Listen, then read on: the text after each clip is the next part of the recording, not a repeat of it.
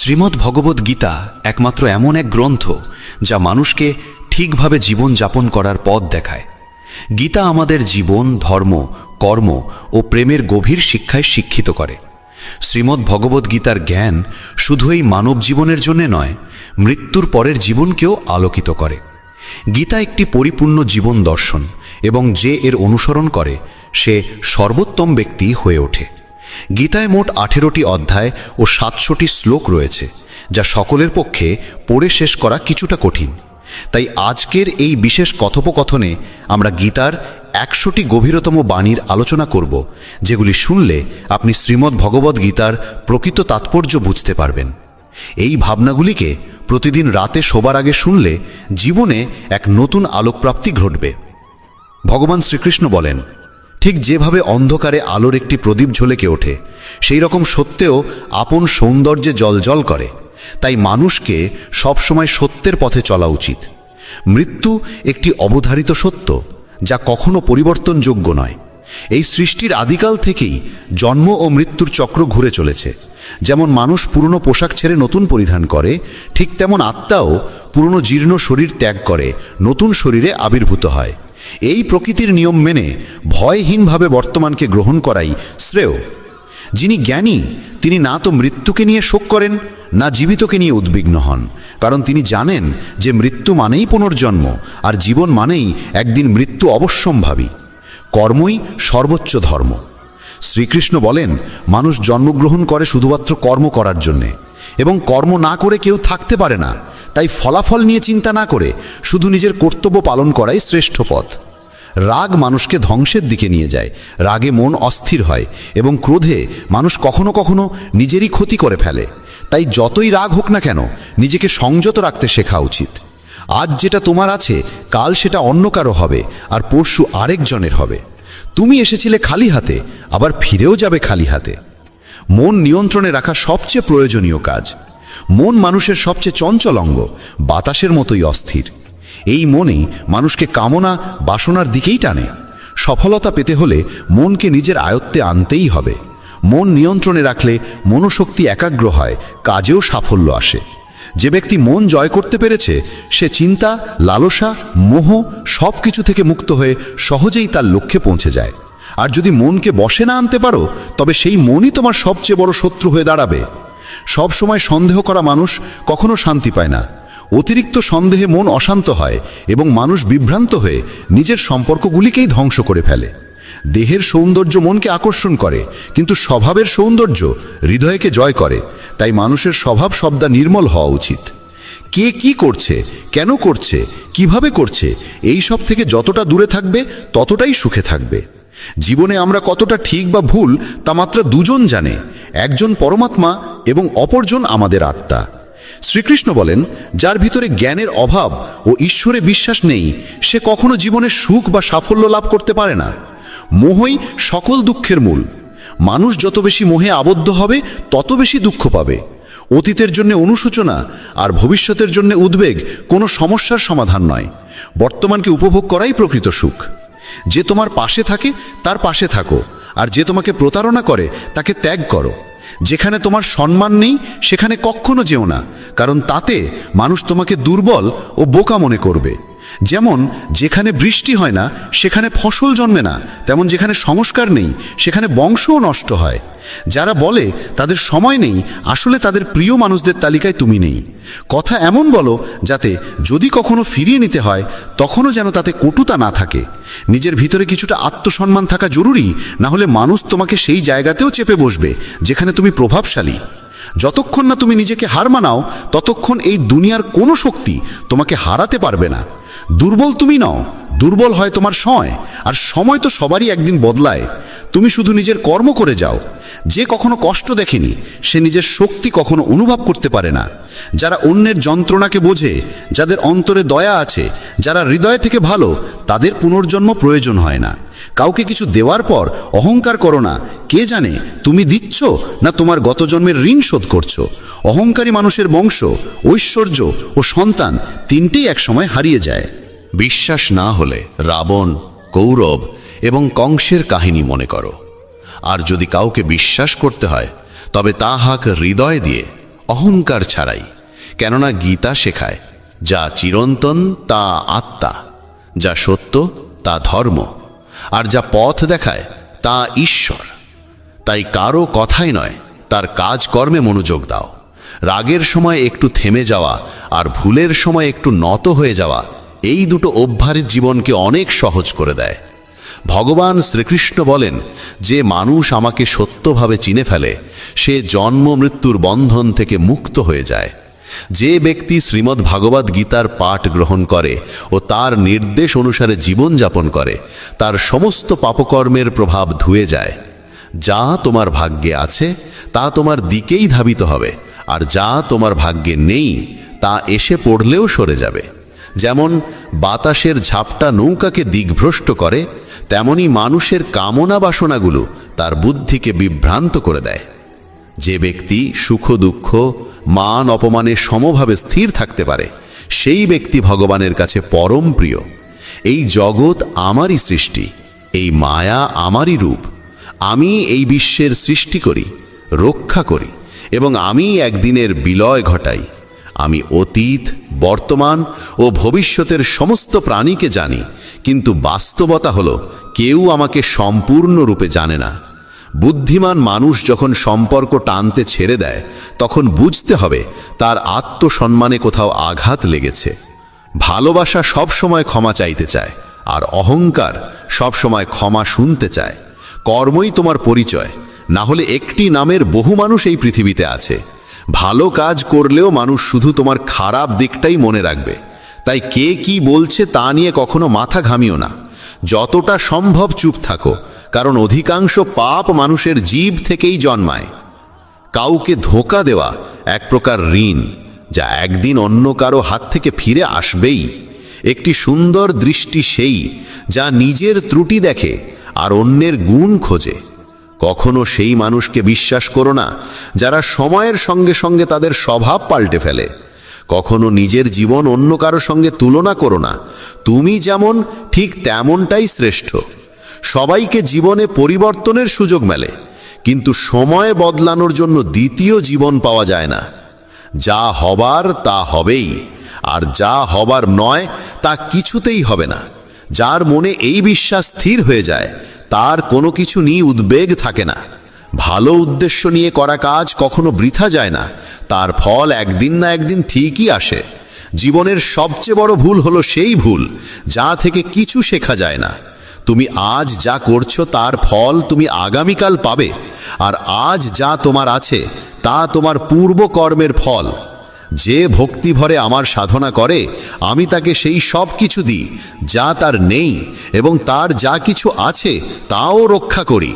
কার সঙ্গে কখন এবং কতটুকু কথা বলতে হবে, যদি তুমি এটা শিখে ফেলো, তবে বুঝে নিও তুমি জীবনকে অর্থপূর্ণ করে তুলেছ।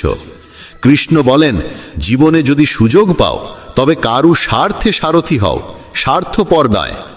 যার হৃদয় ধর্মে পূর্ণ সে ধর্মের পরামর্শ দেয়, আর যার হৃদয় অধর্মে পূর্ণ সে অধর্মেরই পরামর্শই দেয়।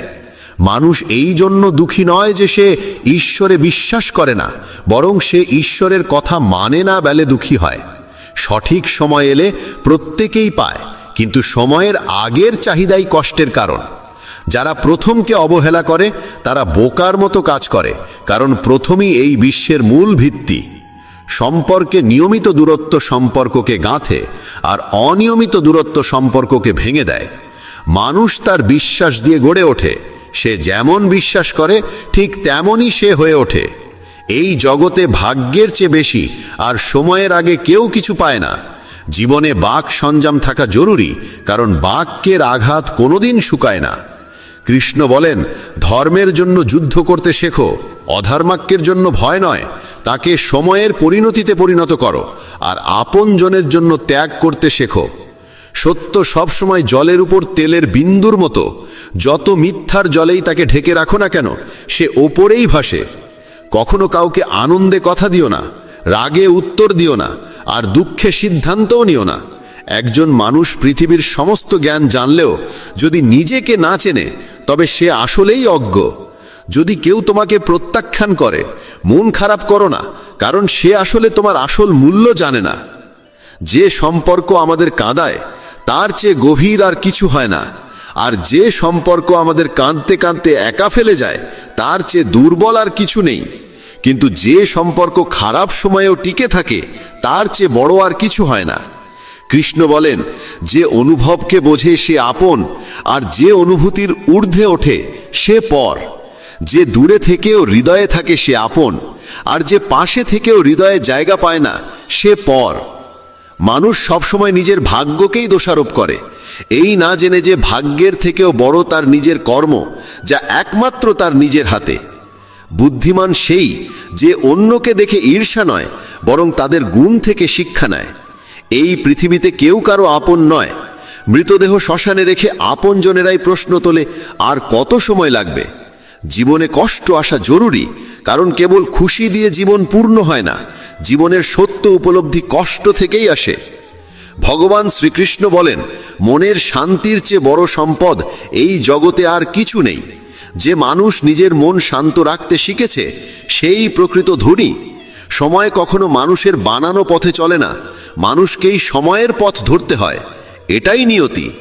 জীবন তখনই কঠিন লাগে যখন আমরা নিজের পরিবর্তন না করে শুধু পরিস্থিতিকে পাল্টাতে চাই। এই পৃথিবীতে কেবল মা বাবাই এমন মানুষ যারা চান তাদের সন্তান যেন তাদের থেকেও সফল হয়। সময়, বন্ধু এবং সম্পর্ক, এই তিনটি জিনিস আমাদের বিনামূল্যে মেলে, কিন্তু এদের আসল মূল্য তখনই বোঝা যায় যখন আমরা এগুলো হারিয়ে ফেলি। কিছু যন্ত্রণা আছে যা মানুষকে বাঁচতে দেয় না, আবার কিছু দায়িত্ব আছে যা মানুষকে মরতেও দেয় না। তুমি যত ভালো কাজই করো না কেন, তোমার প্রশংসা কেবল শ্মশানেই শোনা যাবে। যদি কাউকে একবার ক্ষমা করো, তবে তুমি বোঝদার।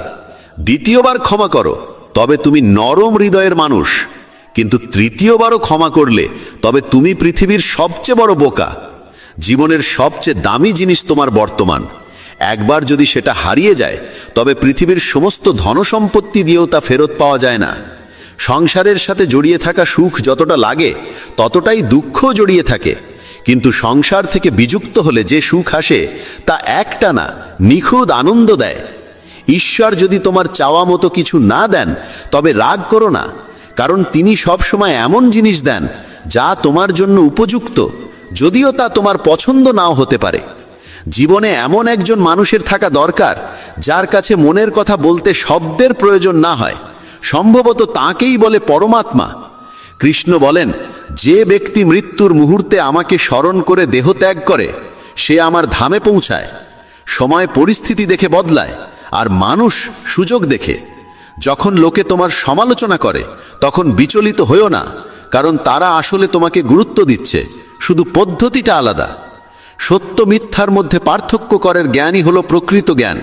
কৃষ্ণ বলেন, আমি পৃথিবীর মিষ্টি সুবাস, আমি আগুনের উত্তাপ, আমি সকল জীবের জীবন এবং সন্ন্যাসীদের আত্মসংযম আমি।